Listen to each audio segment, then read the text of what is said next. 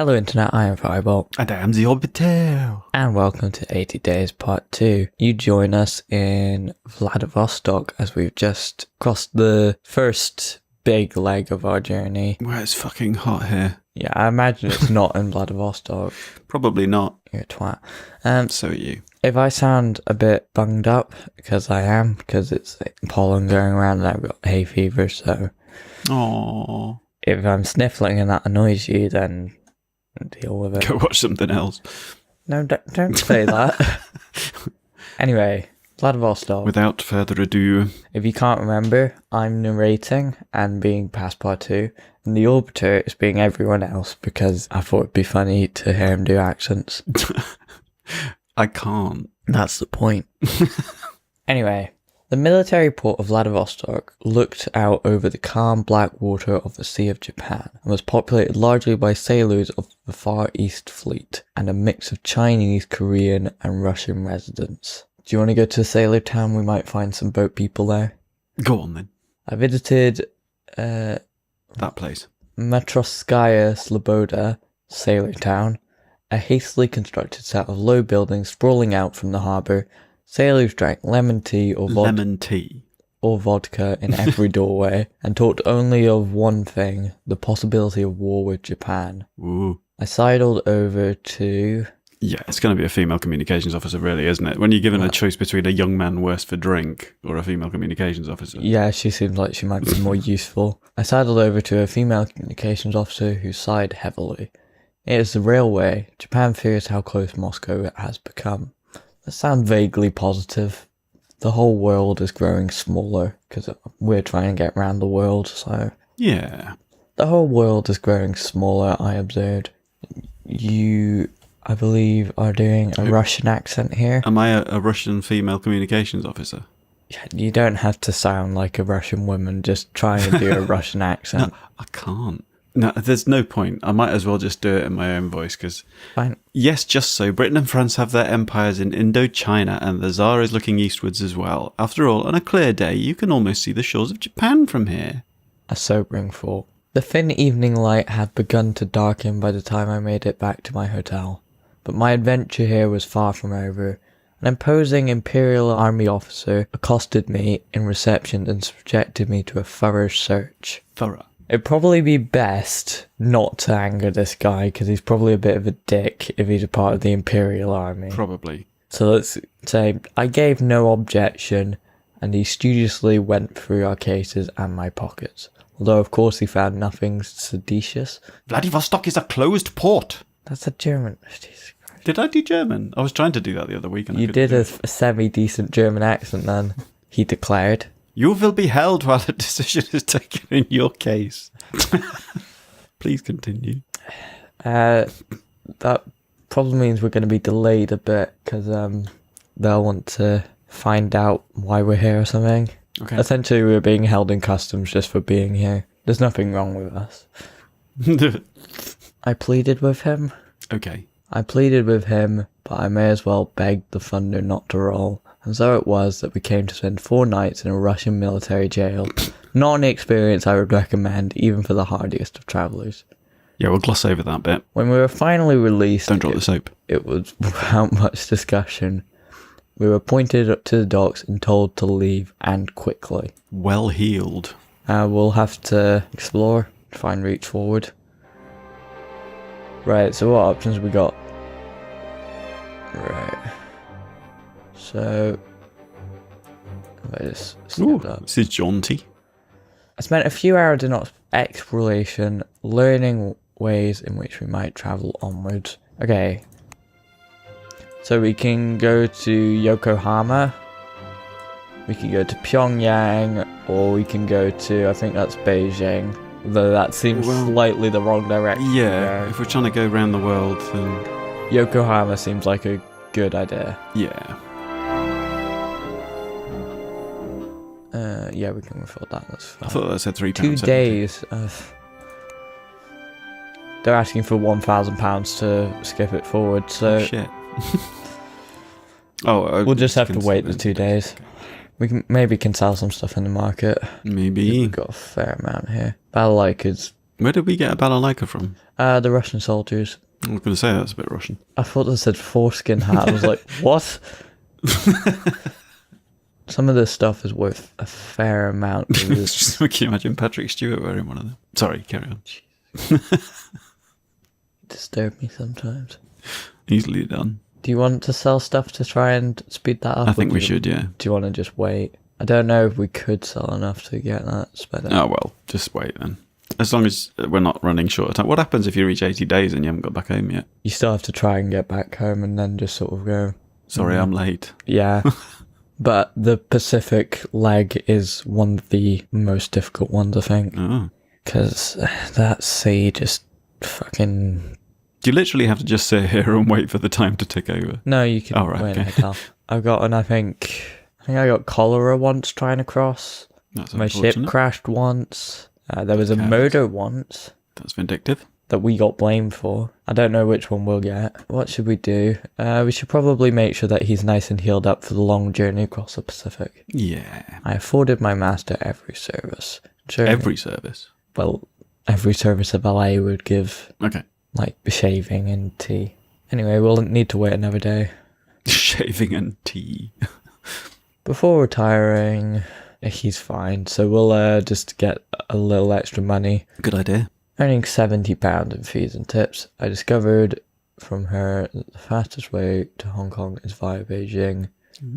Really? Okay. What?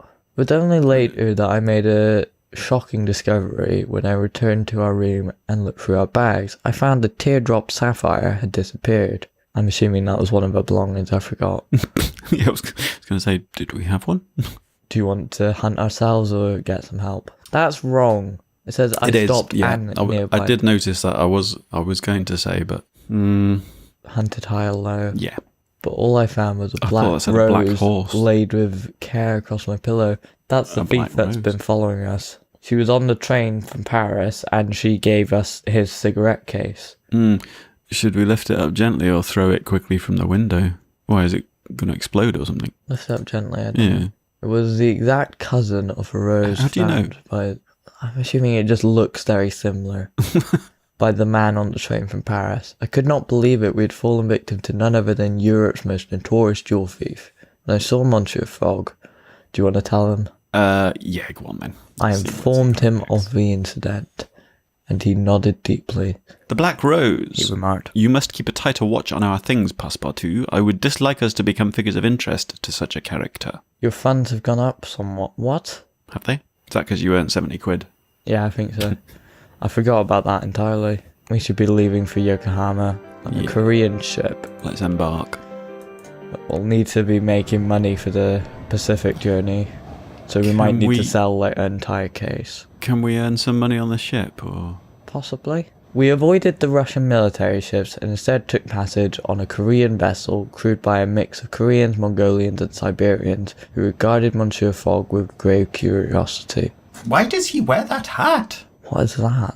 I don't know. Try an Asian accent, a generally Asian accent. Asian? But how Korean. vague is that? Korean. What? Well, you're trying to make me look racist, aren't you? Why does he wear that hat? That's just not worth it. It's the same thing, just more high-pitched. One of them marveled. Stop it. That is the hat of a gentleman. Hang on. That is the hat of a gentleman. That's our choices of what to say. Oh, sorry.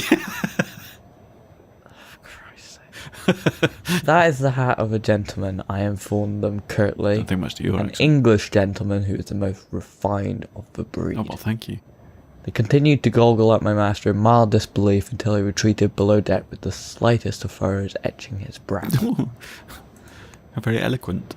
We'll get some news. Fogg cited on fine form. Brilliant journalism there at the Times. Christ. But we are making vaguely good time, I think. For the first day aboard, we kept ourselves mostly to ourselves. The crew seemed busy with their tasks, and in all honesty, I did not like the look of most of them. What, the crew or the tasks? The crew, I'm assuming. Monsieur Fogg was his usual impervious self, however, and made his calculations and read his newspaper. Meanwhile, the boat steamed onwards. You seem to be better at sound effects than the actual accents. We'll have a conversation to see ways forward from Yokohama. Greetings, mademoiselle. Yokohama to Honolulu, we are aware that is a journey that we can take. Let's see where that goes. Pick up, she's just telling me about harmonicas. Yokohama to... This is useless. Let's learn about Honolulu, because that's likely our midway point there. You're useless. Where do we want to go after Honolulu, do you think? Isn't Acapulco in Mexico? Yeah. That's kind of the other side of the Pacific, isn't it? I don't know why it's not giving us an option for San Francisco, but whatever. God. I was just thinking, we're going to have to do a Mexican accent. Arriba, arriba. It can't be worse than what you've already done. Andale. Let's speed that up quickly. Oh, we're off. What? Are we off? Are we going No. across the Pacific? No. Oh. That's just telling us of a route from right, okay. Manila to Honolulu and then Honolulu to Acapulco. I'm assuming that we can just hop aboard in Honolulu and then take the way to Acapulco rather than having to go to Manila. I'm going to go loco down in Acapulco. Doesn't even rhyme. One of the cabin girls, Full tops. Elena, spoke good English and was attached to us as a translator, though she created as much conversation as she explicated. Do you know my parents? Okay, speaking good English doesn't mean that you have a upper-class English accent, but okay. I doubt it She's got a since bit of a deep I've voice as well. only just met you. My father was a Russian officer, maybe, I think, and Mama comes from a famous Cossack family. They're all soldiers. I think the maybe bit's a little bit questionable. A Russian officer, maybe? I raised an eyebrow. Well, Mama met him when she was dressed as a man and joined the Cossack host. He was very surprised, I think. I wonder if he was dressed as a woman. Elena shrugged. Mama says he died of shock, leaving me as a present. It's generous. But I think he probably ran away because Mama is so fierce. She looked proud rather than distressed at this prospect. I blinked down at the little cabin girl, rather at a loss as how I should respond. Well, let's just be polite. That's nice, I hazarded, and she nodded enthusiastically. Mama runs the boiler room. All the sailors are frightened of her. She told me rather wistfully. One day I will be like her. Elena made a mock fierce face, and I pretended to quake in terror until we both began laughing uproariously. You're a little girl. You don't go, ho ho ho ho. Oh, I thought you were just calling me names then. That's more sniggering. Just get on with it. I don't know. I would like to meet her. She runs the boiler room. She might be useful, I said, and Elena giggled with delight. I will ask. She replied. This is going so badly. Tend to Fogg just to make sure he's alright for the Pacific. Although we really don't have enough money for the Pacific, so I think we'll have to make our first bank stop. Have we got a bank account? Yeah, well, he's pretty much a millionaire. Oh, I didn't know that. But it takes a few days for funds to be transferred because it's Does it? the 1800s, so Yeah. it's not all electronic. Unlike nowadays, when it only takes 3 days to transfer the money from a cheque. That's it. Yeah. Half the time. 3 working days. Elena knocked 21st century. Sorry. Elena knocked on my door unreasonably early in the morning, eyes bright. Mama says she wants to meet you. She seized my arm. Will you come? Lead the way, mademoiselle. We descended into the bowels of the ship. I felt the heat and noise of the engine before I saw it. The rumbling whistle... What? Of the boilers. The rumbling whistle of the boilers, the shouts of men shoveling coal, the thumping of the pistons, and the groan of metal. A woman with muscular arms sheened with sweat and hair shorn to her ears presided over the activity with well-worn confidence. She glanced over to us and grunted. I grunted in return. As you would. And she gave me a cautious nod of approval while Elena chattered away in an unintelligible dialect. The formidable woman regarded her daughter with a certain detachment, which was most unnatural, especially in a mother. Still, it seemed to do the girl little harm. We took our leave soon after, and Elena smiled at me radiantly. Isn't she wonderful? She breathed. I kept my thoughts to myself, Perhaps wise. but Elena barely seemed to notice. Oh, and also when we cross the date line, we'll get an extra day. Spoiler. Elena laughed as I hung over the ship's rail to get a better view of Yokohama as we neared the port. She gave me a hug goodbye, which surprised me, though her mother watched me with hard eyes throughout our exchange. We weighed the anchor as the sun set. It lit the foreign flags in the harbour with bright fire as it dipped below the horizon. Yokohama now. So I think the only way forward is to Honolulu, but we'll need some money, I think. I'll need to just see what that costs. The Noelani, I believe that's the hovercraft that we heard about in the newspaper. And that's just to Honolulu, because this route here is another continuation from Manila, I believe. So we can't go. Is that £800? Does that speed it up? Or is that that's the actual cost of the journey. And we have just under 200 quid, so we'll need some money. Do you want to go to the bank straight away or try and sell stuff? Have we got enough stuff to... Yeah, sell some stuff. He just said that our false passport might help us. Yeah. Oh, right, because it's worth a lot. Yeah. Yeah, right, okay. How much is that worth? What does that say? With 25 in Chittagong, it's not even worth having there, so... Top hat, is that worth anything? I really don't think so. Don't know if the Balalaika's worth anything. Oh, it's worth a fair amount in San Francisco, so we'll keep it. We're not going to Brisbane, so sell that. Malachite chunk, we might be going to San Pedro. Okay.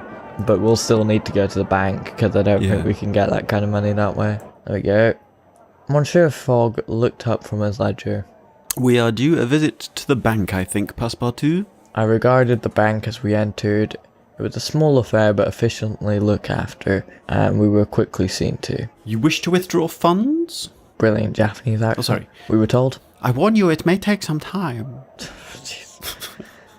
Sorry, any people from the countries that we insult. It's not deliberate, I'm just shit. Do you want to get 700 tomorrow, or... Actually, Monday's quite a long time.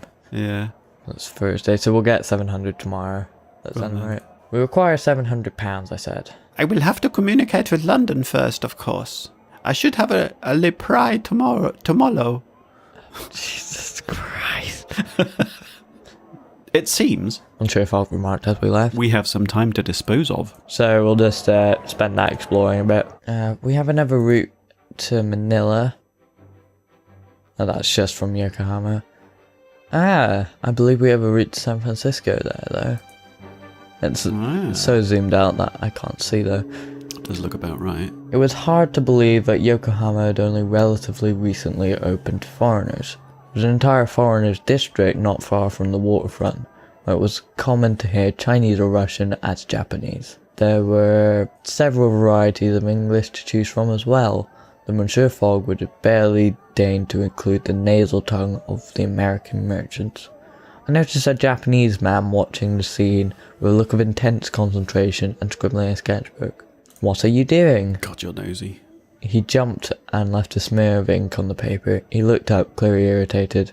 Do you mind? It's Dutch, French and English. Yeah, it's an unholy mix though. That explains it. He said his accent's an unholy mix of Dutch, French and English. I am making a drawing for a woodcut. Why does that American appear drunk? I wondered aloud, and he covered his drawing jealously. What American? I'm assuming that there's Americans in the scene. Oh, right, okay. And he's drawing them. Oh, right, okay, yeah. It is an artistic impression of the foreigners. He stressed. You dislike foreigners, then, I predicted. You are very strange people. Pronounced after a brief silence. Oh, I forgot the brief silence, sorry. So are you, I exclaimed to his vast, untempered amusement. He coloured one of the woman's skirts lovingly, his hand on the page much gentler and kinder than his voice had been. Finally, he thrust the paper in my direction, assuring me it was only a preliminary sketch. I accepted, gracefully. Did you? Charmed that he had chosen to bestow a gift upon a near stranger. I stored it carefully. It was a fine souvenir of Yokohama. We're getting a lot of souvenirs. Yeah. Got a balalaika, got this sketch here. Now we can sell it for a fair amount in San Pedro if we go that way. And we'll sell the balalaika in San Francisco if we go that way. Indeed. And the malachite chunk in San Pedro. The way that timetables work is you have the routes as long as you have the timetable with you. Right.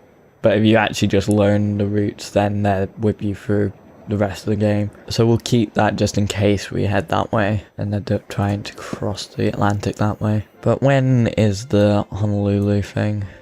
Or San Francisco, actually, if we can afford it. Where is that? That's the one in there. Yeah, 15... 4,000? Fuck that shit. We're not even going to have that if we... It says negotiate. Oh, mind you, we're going to have to pay more if we... Probably. We'll just go to fucking Honolulu, because we need our money from the bank still. Yeah. We'll just wait in a hotel. We'll get some money. Yeah. £67. You can buy revolvers in San Francisco, extremely valuable in New Orleans. Interesting. Not New Orleans. Depart. Oh, can we? No, that's just to Manila. So we'll just wait again. Again, just get some money, I think. £73. Ooh. You can also obtain those revolvers in San Pedro. Where we can sell some stuff for some wonga. Yeah. We're not going straight across to San Francisco because that's expensive as shit. And we're not going to the bank again. Oh, we haven't actually obtained our funds from the bank. I forgot to do that. It doesn't open until Monday. Fuck's sake. We should have just gone for the... Me being a forgetful cunt cost us a couple of days. We could have had more money. We can't pay for that. You should have reminded me. I didn't know. Well, I said we need to collect funds from the bank. Yeah, but I've never been to Yokohama. I don't know when the bank's open. But the thing was that it was tomorrow. But oh well. We ran a few errands earning £89. We can go to Pyongyang through Manila. Then as I prepared for my toilet, an odd phrase, I felt a hand grab mine. Mine what? I'm assuming my hand. A hand grabbed mine. Okay, presumably his other hand then. Yeah. And pull me around. I found myself staring into the face of a young lady. I hope he put it away again. This might be the Black Rose, because we've been followed by her for some time. Yeah. Unhand me, mademoiselle. You are Mr. Phileas Fogg, correct? The lady demanded. Why do you ask? We're not just going to hand that. So you are then. It's a pleasure to meet you. I am merely his valet. Good enough. She sat herself down on the corner of my bed with no small familiarity. I've been following your adventures with some interest. She continued, then smiling, she reached into her jacket for something, a flower with petals as black as jet. The press call me the Black Rose. That's right. I thought you had to do a very specific thing where you actually get her to follow you like straight after Paris, but she just seems to have followed us anyway by chance. She must like us. But what are you doing here? Well... She sighed. You're hardly making me feel welcome. She twirled the flower stem between her fingers and giggled. Christ. I could only stare in amazement. And you plan to rob me? Her expression turned serious. Not at all. I admit I've pilfered a little from you, but mostly just to show you I mean what I say when I say that I'm good at what I do. But I have nothing against you or your master's wager, but I think we can help each other. Oh, how should we respond to this? Keep talking. Keep talking. Well, we're short of money, she might have some. I hope you realise I'm not just any thief. And at the moment I have set my heart on quite a special prize, and I think this particular escapade might be something you consider to be more acceptable rather than less. I waved to her to continue. You know of the Artificers Guild, of course. Do you? They're the inventor people. Are they? Of course. I replied, we are most reliant on artificers and their creations. Then you'll know the Guild is a peaceable organisation with no political aspirations, but I have been following their actions for some time, and I can tell you that not only is this not the case, but also they are amassing considerable power and wealth. And I suppose it's the wealth that you are interested in, I replied bitterly. The wealth is interesting, She agreed. But money is the venom of the viper. If you draw it away, the creature is quite powerless. She nodded. And I, for one, do not wish to live in a world dictated over by artificers and their automata, which is why I have uncovered their weakness and I intend to inflict an injury upon it. Sounds dangerous. Oh, most likely. She grinned. I have learned that the wealth of the artificers has grown beyond what they might keep in the banks of any one nation without raising suspicion and paying large sums of taxes. So they have begun in secret to store it away in a vault of their own devising. That seems most wise of them. Their wealth is stored inside a floating fortress kept in constant movement on the Atlantic so as to avoid detection or the attentions of pirates. It never comes ashore but is refueled by gyrocopter. Her eyes twinkled with excitement. Passepartout, it is entirely unmanned. If we can get aboard, there will be nothing to stop us taking the gold for ourselves. Yeah, I do think it's a bit weird that she wants our help. And you require the assistance of a valet, I finished with some sarcasm. Forgive me if I am suspicious, mademoiselle. I need you, she said. Because I believe you will be able to convince the artificers to allow you aboard. And why on earth would they allow that? Because you are going around the world in 80 days. You are valet to Phileas Fogg, and your wager is the proof of the progress that the artificers worship. In short, they will allow you aboard their boat because they like you. That seems most unlikely. Trust me, she replied. Everything will be arranged. I'll see to it. You just need to get yourself to shore, ready for the next time the ship comes into dock. And where is that? I confess I do not know yet, but I will discover it and let you know in good time. Watch for my word. Then the moment broke, and she laughed with relief. Good night, my good Jean Passepartout. I must say, it's a relief to show myself to you finally. But you will not see me again for some time, I think. We do not want to compromise your reputation. And with that, she slipped away into the darkness, more fluidly than I could have imagined possible, and I was left stunned and fearful to my very core. Still have to wait for a month. So do you want to help her out? I don't know. If we learn where it's actually going? What good will it do? Is it we could do with the money now, but it's not until we get to the Atlantic, is it? Well, our end goal for this is to, at first, get around the world in 80 days, but that's not the only ending you have. Obviously, we're struggling money-wise.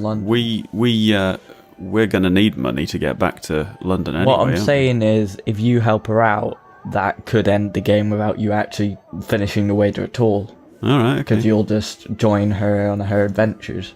Why not? Let's spice things up a bit. Do a bit of piracy. But last time I did try this, and she didn't give me any word of where it was landing, so that might happen anyway. Okay. But we'll have to stay in the hotel one day more and hope that they still have our money when it opens the bank. And you'll have to remind me to actually do that. What, go and pick up the money? Yeah. Before going to bed... we can't go anywhere without the money anyway. Again, just get some extra money in there. £53. Okay, funds at 9 AM, just skip the clock forward a few hours. We returned to the bank at opening time to collect the funds, and we were ready to proceed once more. Thank fuck, finally. Okay. Please say that's leaving today. No, it's not. We are sailing. Please say that's leaving tomorrow. Is right. Okay, so arrives next Monday. Yeah, it's a long journey. So we'll stay in the hotel one day more, and then finally go to Honolulu. Spent half this episode in Yokohama. We made ourselves comfortable for the night, and again, just more money. £41. Our money seems to be going down as maybe our services are declining. Maybe. Anyway, just over to Honolulu. Oh, this is a taxing journey. Rough seas. And I believe I believe that's a hovercraft, one of the first. Oh. The Noelani was a new concept, we were told, a hover barge making the long distance journey from Yokohama to Honolulu in the middle of the Pacific Ocean. I think if you say that, then you just quit it, so we won't do that. Yeah. It was frankly terrifying, especially once the engine started and we saw how much the ship would jerk around in the water. It seemed a journey of bad omens, certainly. As we were loading our cases aboard, a shadowy figure approached me on the dock and pressed a monkey wrench into my hands. As you do. I pressed it promptly back, but the figure would not accept it. Unsure if you were what nationality is this person? I'm assuming Japanese. Monsieur, if you're travelling aboard that craft... Actually, might be French if he's saying Monsieur. Monsieur, if you are travelling aboard that craft... The figure said roughly. You will require this, trust me. Without another word, they were gone. I told Monsieur Fogg, but he merely shrugged. Your mysterious friend is quite correct. said he. A wrench might indeed be of use. Then we boarded. We and the other passengers on this inaugural crossing must have looked pale and uneasy as we set off. Even the captain was sweating. That's not a good sign. Are you sure this ship is safe? I demanded. Indeed. He nodded, clapping the shoulder of a woman standing beside him. Our artificer says so. And indeed, when disaster struck, its nature took us all quite by surprise. Oh, great. That doesn't bode well. I mean, because these are like his writings of the journey, so he probably wrote back then. Rumblings intensify of Russo-Japanese war. Ooh. That doesn't really concern us anymore. Get out of Dodge then. The first day aboard was blissfully quiet. The ship bucked along across the waves, and I stayed at the rail, acclimatizing myself to the movement and enjoying the vast view of the ocean ahead of us. In the evening, I sat with... Who do you want to sit with? Mademoiselle Carlotta. Mademoiselle Carlotta, a flashy American gold prospector who was apparently extraordinarily rich, though she carried herself like someone who had only come into wealth recently. Evening came with no sign of the artificer or the captain. Perhaps they were busy ensuring we stayed upright in the water. That's probably a good idea. We don't seem to be moving. We are. I know we are, but just not very fast. We noticed the trouble when my bread roll slid from the side of my plate and rolled against the side of the craft, quickly followed by another passenger's wine glass. I went to retrieve my bread and tumbled, feeling suddenly giddy. The entire ship was listing to the left. A moment later, a strange noise began to issue from the engines below. It sounded somewhat like a scream. I'm not screaming. Yeah, I'm just, which option? Oh, I looked over at Monsieur Fogg. I looked over at Monsieur Fogg, who looked most appalled by the sudden sideways movement. I doubt he'll know what's going on.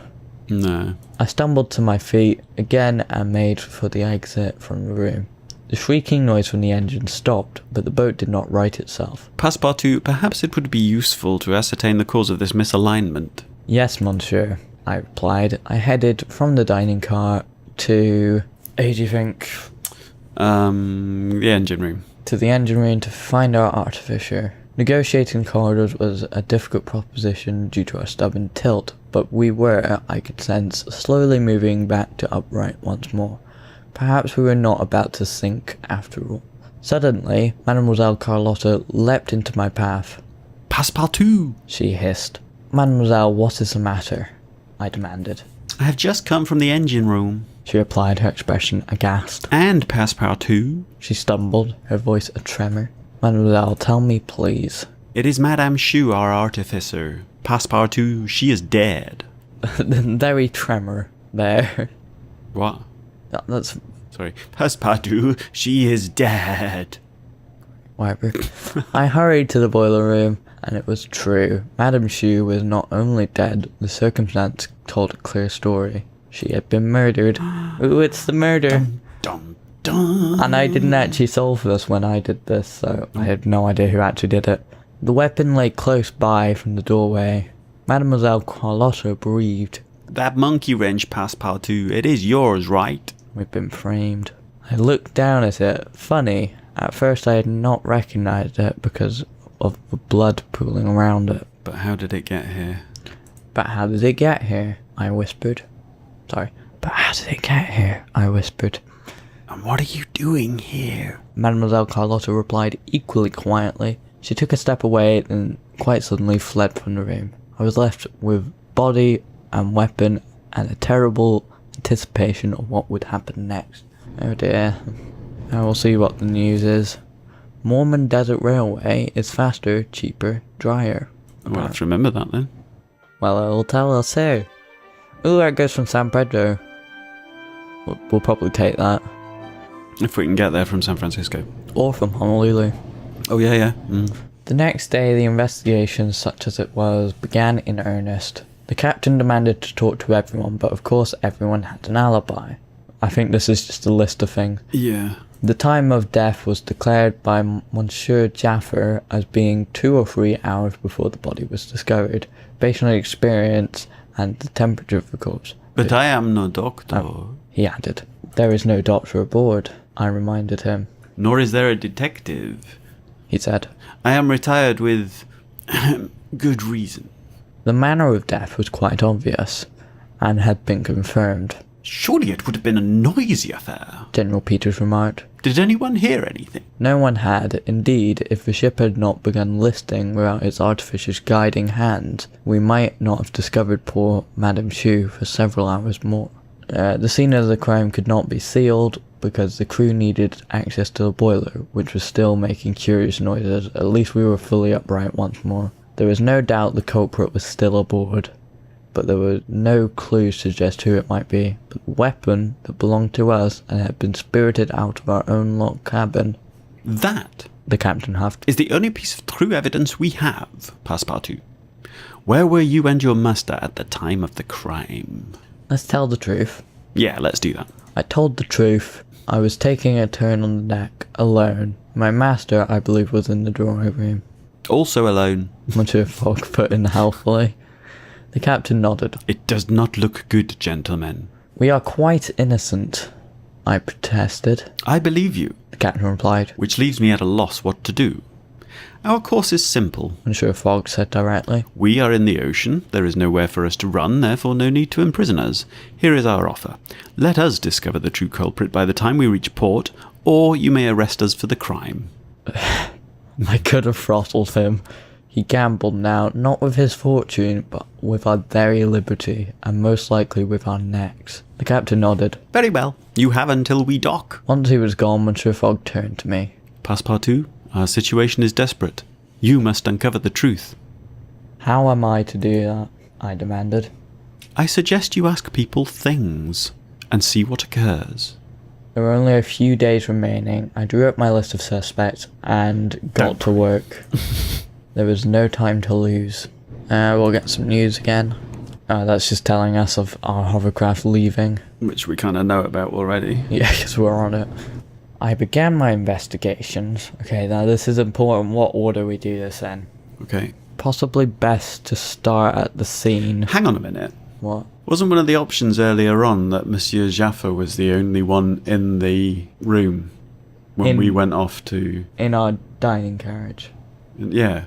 Yeah. But was that not when Phineas Fogg is accused of being on his own? No, because the murder happened a few hours before. All right. Because he said that it was the body was cold. So unless some other thing made it cold, then... Oh, right, so the discovery he's talking about was when we discovered it, not Yeah. later on. Okay. Right, okay, so we got Monsieur Jaffer, he's our retired detective. The captain, fairly obvious. Mademoiselle Carlotta, who was the first person we saw actually investigating the place. Mm-hmm. And General Peters, I can't actually think of any connection to it, so probably not really worth speaking to him. Do you want to start at the scene, see if there's any clues there before the murderer has time to clean up?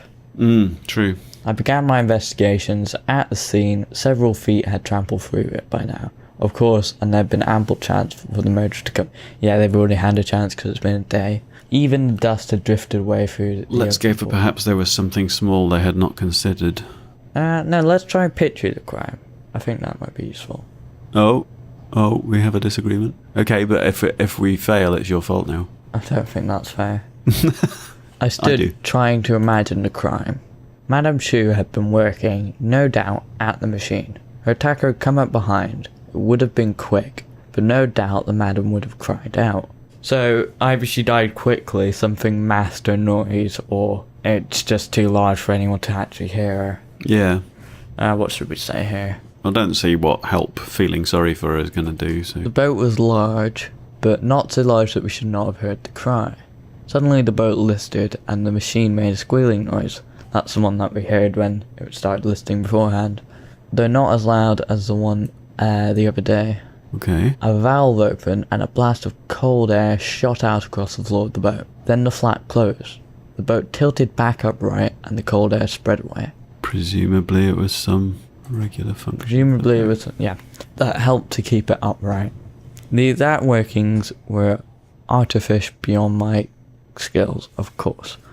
With that, I left the engine room. We haven't really found anything useful other than that, which, if it's cold air, could have cooled down the body. That's true. So it might not have been there as long as... Which leading me to suspect Mademoiselle Carlotta, because she was the one that came. She was first there. Tend to Fogg today didn't have a go at us. You are most entertaining, my good man. I spent the next day. Do you think it's worth speaking to Mademoiselle Carlotta to see if she has a motive? I suppose, yeah, we could ferret something out. We don't want to spook her, but... Asking questions of Mademoiselle Carlotta. Mademoiselle, you must help me, I began. Mademoiselle Carlotta nodded, though I could see fear in her eyes, and she had demanded to talk out on the open deck in view of the bridge. That's either because she's scared of us, or she might be wanting to chuck us overboard. Whatever I can do, she said. Yeah, what was she doing in the engine room? I presume checking like us. That's her excuse, at least. But the only piece of evidence is that monkey wrench. And I don't think Monsieur Fogg's the kind of guy to do that. Where was she when the crime occurred? Okay, that seems like a reasonable question to ask. Where were you when the crime occurred? I was in my cabin. I have an alibi for that, you'll be pleased to hear. The ship's butler brought me my gin and tonic about an hour before dinner. Right about when Jaffa said it happened. Ah, but we know that it might not be the actual time that happened. Yeah, when Jaffa said it happened. That's a pretty redundant question. We know what her answer's going to be, just checking like us. A connection might help. Did you know Madame Shoe? Mademoiselle Carlotta shook her head. I'd heard of her reputation, of course. That's why I agreed to board this ship. But I'd never met her. Are you trying to do an American accent? Yeah. I was trying to place that as like, is that somewhere between French and English? I've got no idea. I'm not an actor. But yeah, she did say American prospector, so well done. You picked up on that, and I didn't. Yeah, I was speaking a bit Cockney in the last sentence, but carry on. And yet you went to visit her in the boiler room? I asked, remembering the circumstance under which Mademoiselle Carlotta had discovered the body. The boat was about to capsize. It was tipping right over. I hurried down to the boiler room to see what was going on and if I could help. Did you right the boat? Or how might you have helped? What do you think?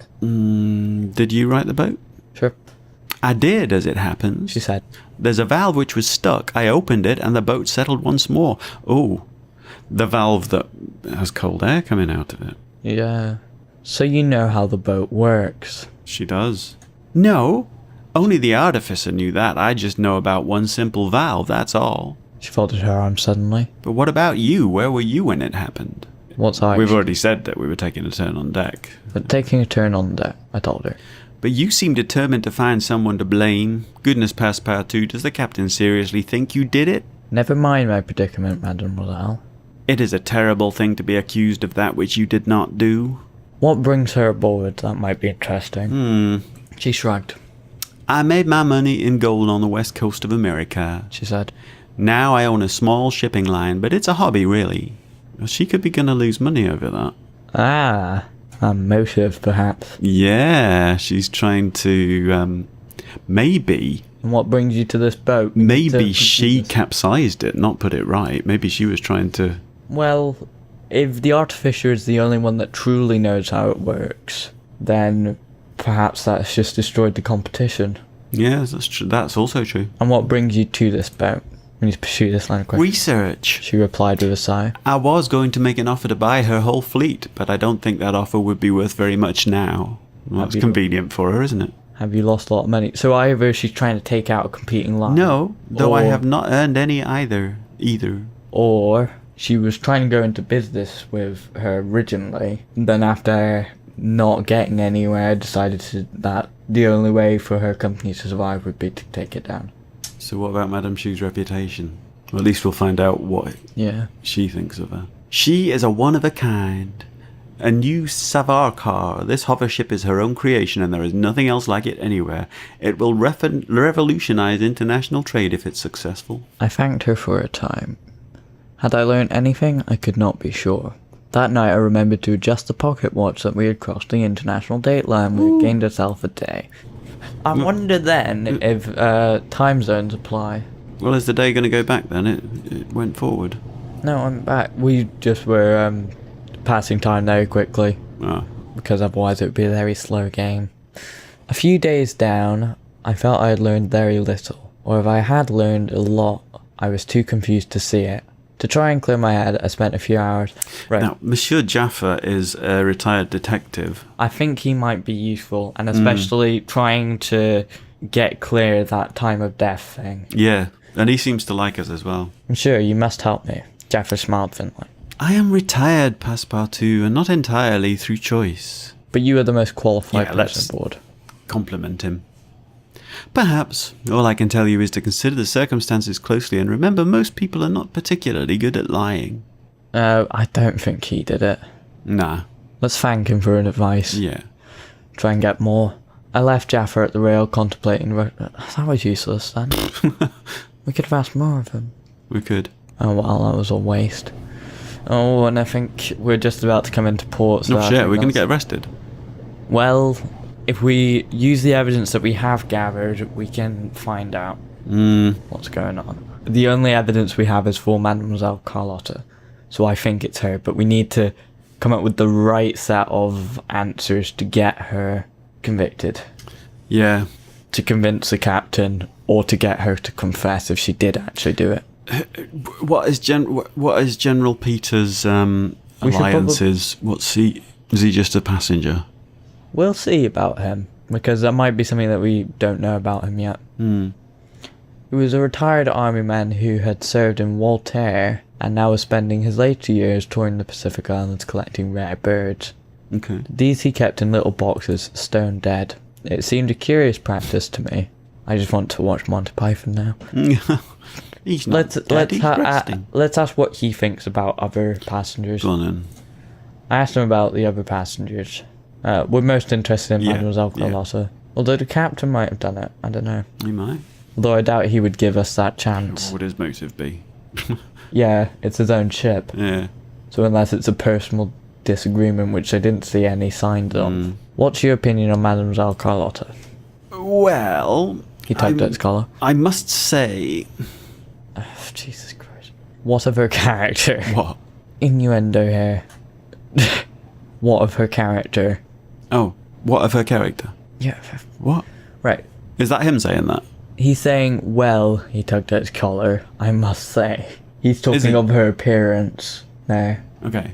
Did you not pick up on that? No. What of her character?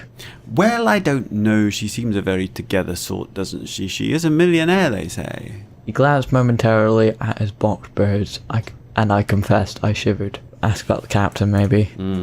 I don't trust natives, or non-English types in general. He breezed. Occupational hazard, but other than that, he seems a good sort. Seems like a bit of a dick. Yeah. And just for, sure, think of Jaffa here. He narrowed his eyes. I knew Jaffa a little during my time in the service, and I know why he's not a detective anymore. He's not a bad egg, but he's not a good one either, and that's all I'll say about it. Okay, we'll ask about his alibi. I was asleep on the sun deck from the start of the whole affair to its end, I believe. The crew may have seen me, they may not, I don't know. I think that's a fair enough alibi. Well, we'd have seen him, because we were taking a stroll on the sun deck. We were taking a turn on the deck. The sun deck and the deck isn't the same thing. I trust you, I told him. So you damned well should. He replied gruffly. God's my witness, Frenchie. Jesus. What brings you aboard the ship? I'm heading to Honolulu, because I've heard they have all manner of flighty little creatures there. I don't see any motive for him, other than a sort of thing about foreigners, but I don't think that's a strong enough motive, considering he's not murdered anyone else. And the Artificer is quite an important person, so he would want to get to Honolulu as fast as possible. Yeah. So you're interested in arriving safely and fast. Just so. And... He grinned boyishly. I must confess to being interested in a little adventure along the way. He rubbed his whiskers. Messy business, this. It's coming clear, I think. Yeah. Is it? He answered with some surprise. Poor Miss Carlotta is in a terrible state about it. She seems she liked old Shoe. I think that's, guilt or fear about being figured out. Yeah. Did she say she didn't know her? Originally, yeah. I didn't think they knew each other. Oh yes, only recently I gather, but they get on well enough. An interesting detail. What do you think of the boat, just in general? I like it. It's fast, and I don't mind the motion. Reminds me of a horse, all except the noises. Which noises? Every few hours it makes a whistling noise like a kettle. Some kind of steam release, no doubt.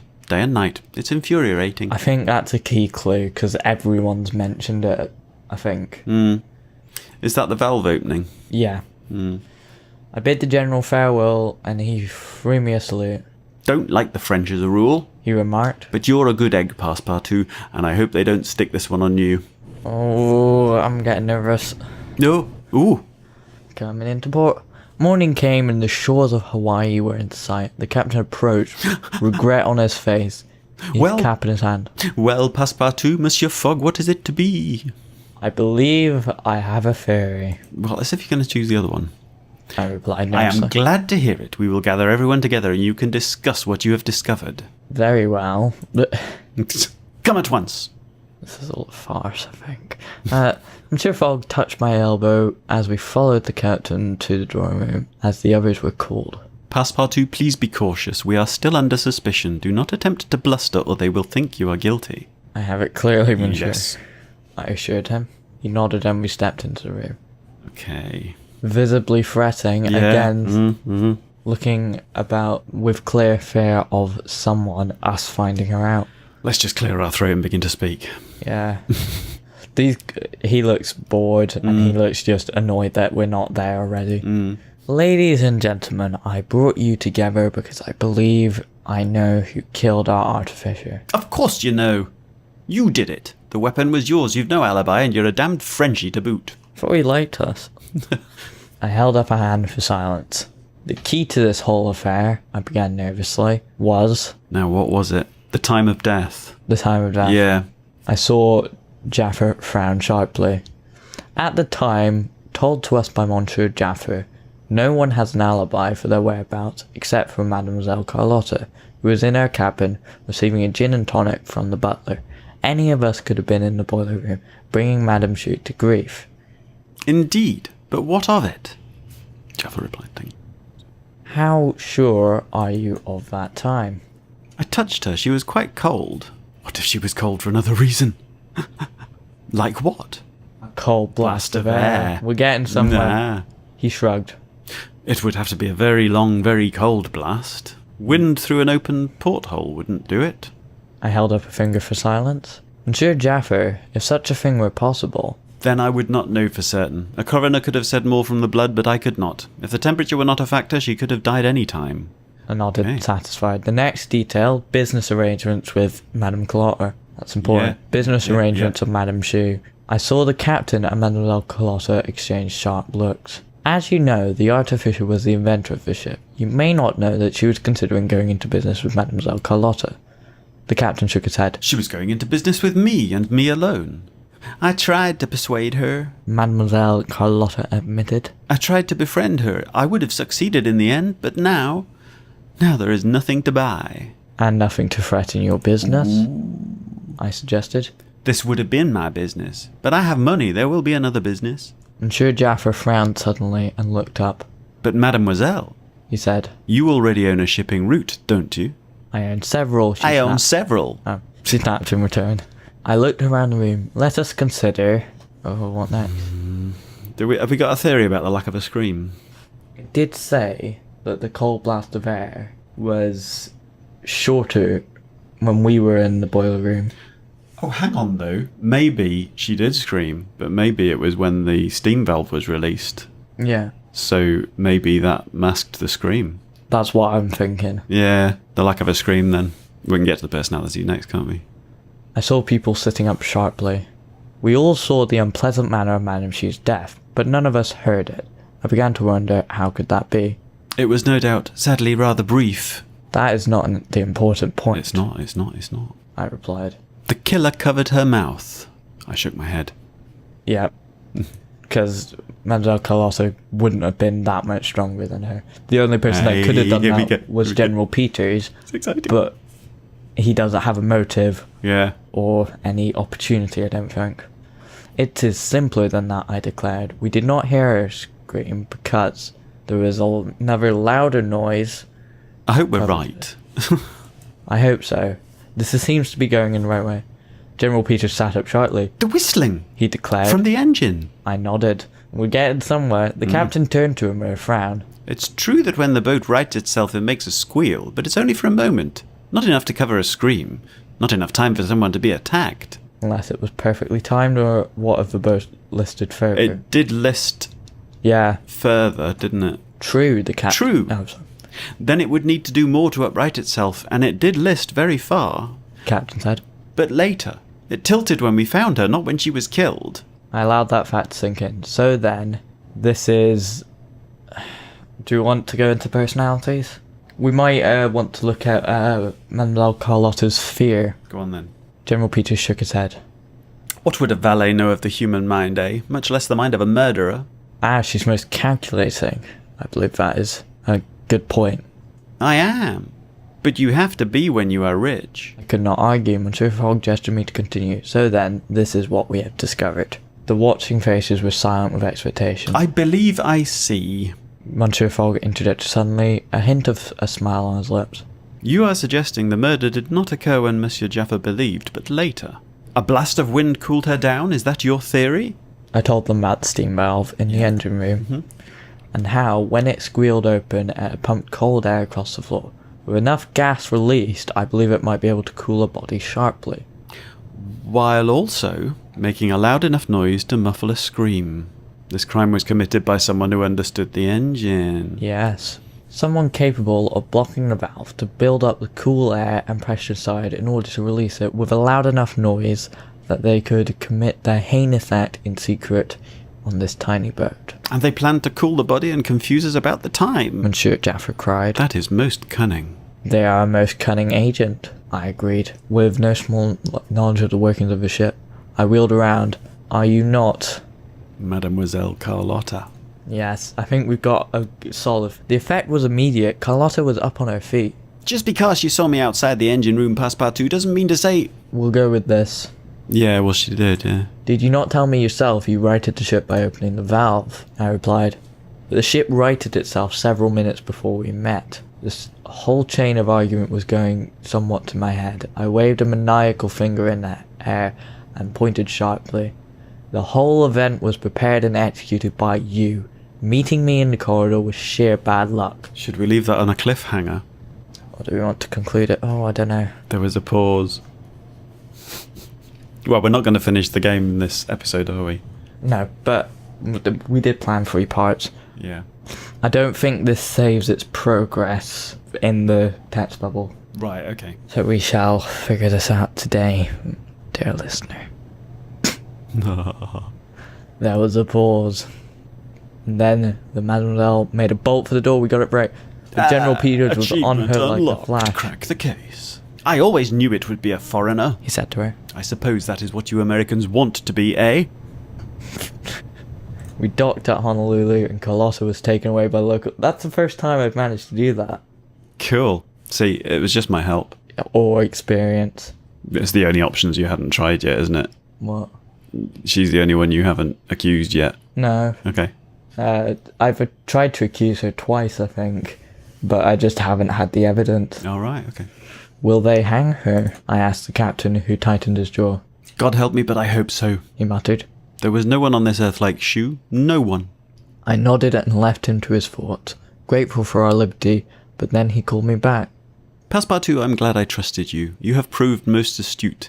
I will talk to my friends who run trading ships. I'm quite sure they will take you wherever you want to go without charge. Ah. At that, my master actually deigned to let the smile tugging at the corner of the lips bloom fully across his features.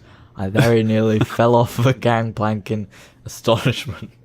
That is handy. What? How about back to London? I don't know if there's a ship directly back to London.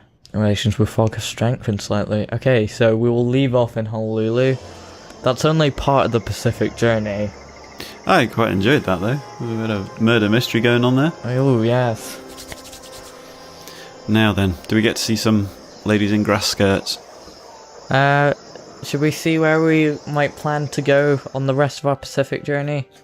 Okay. I think it has to be San Francisco. Well, that's quite close to that San Diego, black isn't it? route means that we haven't unlocked that route, but I went there last time I did this. So we know that that's a real route. It's just that we can't go that route because we don't actually know in the game. So we might be able to unlock it in Honolulu. Yeah. But we'll save that for next time. And it depends if the trading route that we can get on for free goes there as well. Anyway, I have most assuredly been Firebolt. And I have most assuredly been the Orbiter. And this has been 80 Days Part 2. Ta-da!